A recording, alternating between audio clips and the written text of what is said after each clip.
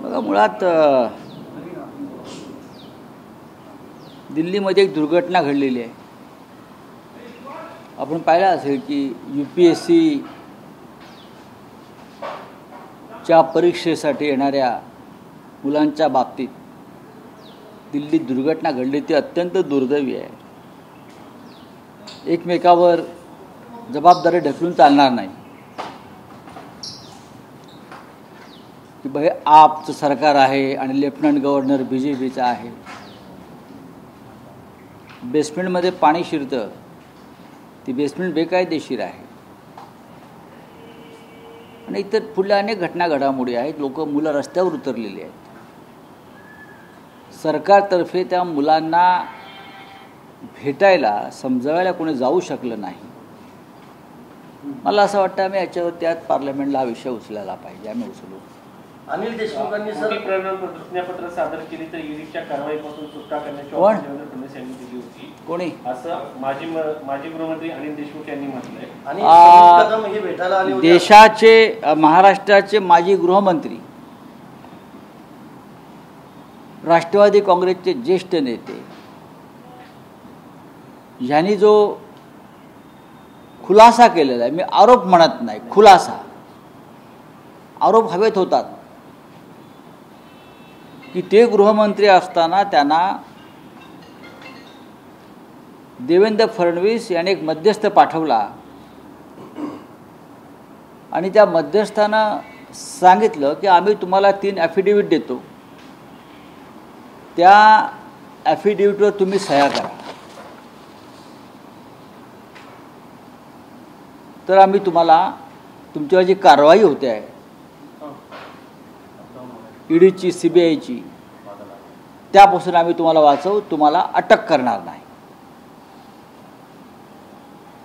आणि हा सद्गृहस्थ देवेंद्र फडणवीस यांच्या वतीनं त्यांना वारंवार भेटत राहिला की तुम्ही उद्धव ठाकरे, आदित्य ठाकरे, अजित पवार यांच्यावर आम्ही सांगतोय ते आरोप करा. हे ॲफिडेव्हिट आहे, 3 ॲफिडेव्हिट आहेत, त्याच्यावर तुम्ही सह्या करा, पुढचं आम्ही पाहतो. जर तुम्ही केलं नाही तर तुम्हाला तुरुंगात जावं लागेल, अशा प्रकारचं इशारा म्हणा, धमकी म्हणा, हे देण्याचं काम देवेंद्र फडणवीस यांच्या वतीने केलं. मी जे त्यांना खलनायक म्हणतोय ना वारंवार, ते त्यासाठी. ही अत्यंत गंभीर गोष्ट आहे. राजकीय दबावाला जे झुकले नाहीत ते तुरुंगात गेले. आमच्यासारखे लोक जे झुकले, घाबरले, ते भाजपात गेले. मग अजित पवार असतील, वेश पालटून दिल्लीला फिरत राहिले. एकनाथ शिंदे काळी दाढी पांढरी करून त्यांच्यावर फिरत राहिले. हे या गोष्टी झाल्या भविष्यात. पण अनिल देशमुख ह्यांना जो सुमित कदम नावाचा मिरजेचा एक लायझनिंग करणारा माणूस भेटला. आता फडणवीस आणि त्यांची टोळी सांगेल आमचा काही संबंध नाही, आमचा त्याचा काही संबंध नाही.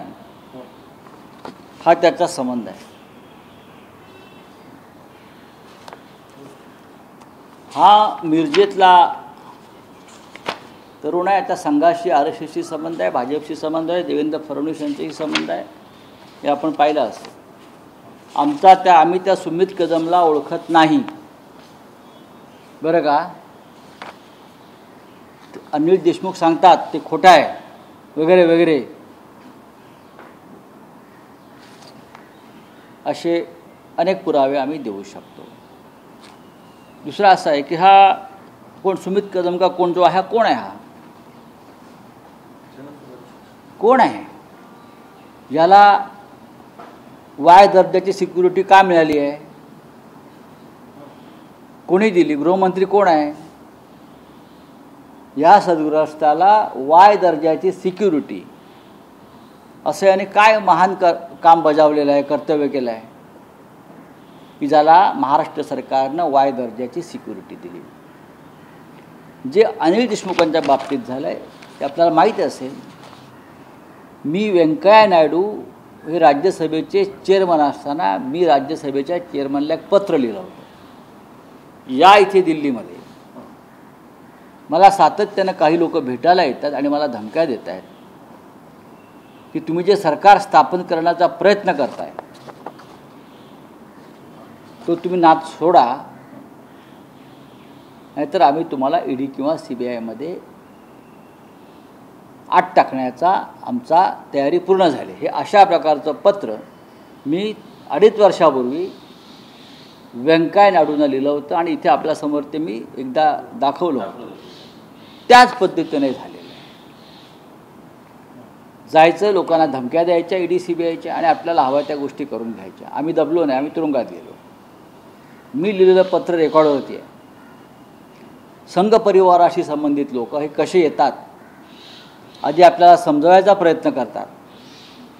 आपण त्यांचं ऐकलं नाही तर मग इशारा, धमक्या आणि तुमचं भविष्य किती धोकादायक आहे. तुम्हाला ईडी CBIच्या कारवायांना तोंड द्यावं लागेल हे सरळ सांगून तुम्हाला ते त्यांच्याकडे ओढून देतात. अजित पवारांच्या संदर्भात खुलासा स्वतः अजित पवारने केला. हा माणूस वेश पालटून फिरायचा दिल्लीमध्ये. पूर्वीच्या काळी मोगलांच्या काळामध्ये कोणते हारून अल रशीद होता, वेश पालटून फिरायचा राज्यामध्ये. एकनाथ शिंदे वेश पालटून फिरतात. देवेंद्र फडणवीस वेश पालटून काय तोंड दाखवायला काय लाज वाटते का तुम्हाला स्वतःची? खुलेआम करा ना, बिंदास. हो आम्ही गद्दारी बेईमानी करणार आहोत. वेश पालटून काय फिरताय दिल्लीत आणि मुंबईमध्ये?